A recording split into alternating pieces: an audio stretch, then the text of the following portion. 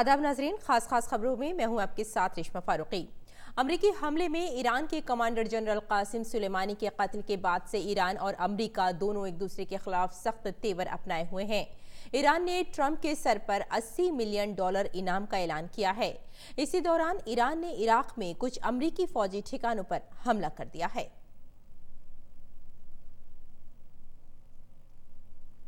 अमरीकी वजारत दिफा ने इराक में फौजी ठिकानों पर हमले की तौसीक करते हुए कहा है कि सदर डोनाल्ड ट्रंप को इराक में अमरीकी फौजी ठिकानों पर हुए हमलों की जानकारी दे दी है और पेंटागन सूरत हाल पर नजर रखे हुए है।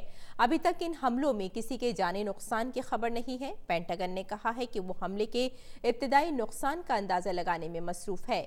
पेंटागन के तर्जुमान जोनाथन हाफमैन ने कहा है कि अमरीकी फौज खित्ते में मौजूद अमरीकी अमले और उनके मुआवनीन के तहफ़्फ़ुज़ के लिए सभी जरूरी तदाबीर करेगी। और नाटो ने कहा है कि वो इराक से अपने कुछ फौजियों को बाहर निकालेगा क्योंकि अमेरिका के जरिए ईरान के जनरल के कत्ल के बाद बदले की धमकियों के दरमियान इराक में खतरा बढ़ गया है।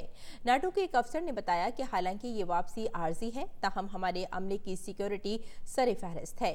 इराक में अमेरिका और इत्तेहादी अफवाज को इस बात की तशवीश है कि उन्हें ईरान या इराकी मलेशिया के जरिए बदले की कार्रवाई में निशाना बनाया जा सकता है। नाटो ने शनिचर को ऐलान किया था कि उसने इराक में अपना तरबियती मिशन बंद कर दिया है, जिसमें तकरीबन 500 ट्रेनर थे।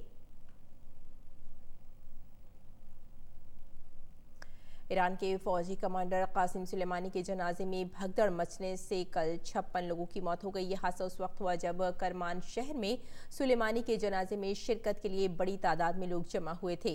सुलेमानी करमान शहर के ही रहने वाले थे। उनकी लाश को इराक से पहले अहवाज, फिर तेहरान और अब करमान लाया गया। यही उनकी तजहीज़ो तकफीन होगी। इस हादसे के सबब तजहीज़ो तकफीन में ताख़ीर हो रही है।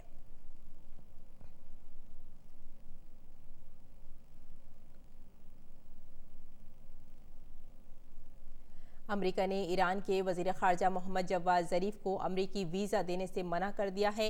अक़वाम मुत्तहिदा ने ज़रीफ को ये जानकारी दी है। ज़रीफ ने कहा कि उन्हें अमेरिका की तरफ से इस बारे में कोई रस्मी जानकारी नहीं मिली है।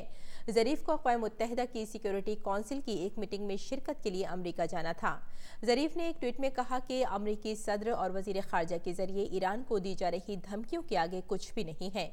1947 के अक़वाम मुत्तहिदा सदर दफ्तर मुआहदे के तहत अमेरिका को गैर मुल्की लीडरों को अक़वाम मुत्तहिदा में आने की इजाज़त देनी होती है, लेकिन अमेरिका का कहना है कि वो सिक्योरिटी, दहशतगर्दी और खारजा पॉलिसी की वजह से वीज़ा देने से इनकार कर सकता है।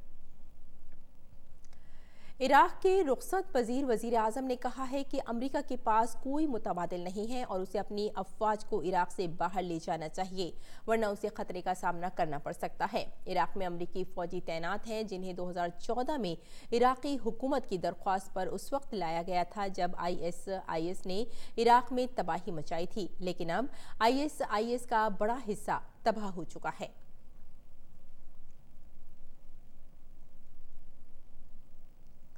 अगली खबर पर नजर डालते हैं। मुल्क की 10 मरकजी मजदूर यूनियनों ने आज हड़ताल की अपील की है। ज्यादातर बैंकों ने इस हड़ताल और इससे उनकी खदमात पर पड़ने वाले असर के बारे में शेयर बाजारों को मुत्तला कर दिया है। बैंक मुलाजमीन की all India bank employees association समेत मुतादिद यूनियनों ने हड़ताल की हिमायत करने का फैसला किया है। बैंकों में पैसा जमा करने, निकालने, चेक क्लियरेंस और मुख्तलिफ वसाइल का इजरा करने का काम हड़ताल की वजह से मुतासिर हो सकता है। हालांकि निजी शोबे के बैंकों में खदमात पर कोई असर पड़ने का इम्कान नहीं है। मुल्क को हिलाकर रख देने वाले निर्भया इज्तिमाई इस्मत मामले में दिल्ली की एक अदालत ने चारों कसूरवारों की मौत की सजा के लिए डेथ वारंट जारी कर दिया है। पटियाला हाउस अदालत ने कल लंबी सुनवाई के बाद डेथ वारंट जारी किया। कोर्ट के फैसले के मुताबिक चारों मुजरिमों को 22 जनवरी को सुबह 7 बजे फांसी पर लटकाया जाएगा। गौरतलब है कि डेथ वारंट के बाद कम से कम 14 दिन का वक्त दिया जाता है। उस वक्त में जेल इंतजामिया अपनी पूरी तैयारी करेगी। पिछली सुनवाई में कोर्ट ने तिहाड़ जेल इंतजामिया से मुजरिमों को नोटिस जारी करने को कहा था। भारत और श्रीलंका के दरमियान इंदौर में खेले गए दूसरे टी20 मैच में भारत ने श्रीलंका को 7 विकेट से शिकस्त दे दी है। टॉस हारकर पहले बल्लेबाजी करने उतरी श्रीलंका की टीम ने भारत के सामने जीत के लिए 143 रन का हदफ रखा, जिसे भारतीय टीम ने 3 विकेट खोकर हासिल कर लिया। इस जीत के साथ ही टीम इंडिया ने 3 मैचों की सीरीज में 1-0 की बढ़तरी हासिल कर ली है। गौरतलब है कि सीरीज का पहला मुकाबला बारिश के सबब रद्द हो गया था, जबकि आखिरी मैच 10 जनवरी को पुणे में खेला जाएगा। तो नाज़रीन, इस वक्त ही खास खबरों में फिलहाल इतना ही। इजाजत दें। आदाब।